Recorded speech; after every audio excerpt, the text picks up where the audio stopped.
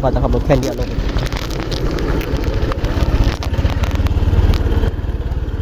เพราะว่าจมอยากกินแมงลีแมวขึ้นได้กินแมงลีแมวใช่กับแมงลีแมวนี่วะเอาเอาชักมันชักเกินมึงดูผู้คนทางพอมาเห็นแมงลีแมวข้างในพอจะกินแมงลีแมวเหมือนมันแสบมันเลยแมวนี่ขี้จากเลยแต่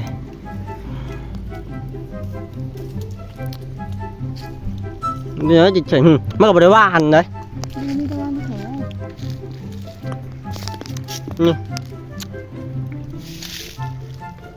เก๋อเจ้าน้อยเนาะ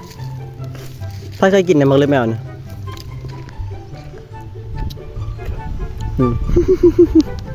ไอ้แหวมาเก็บมันเลยแมวอีกไปเดินมาเลยแมวเลยมา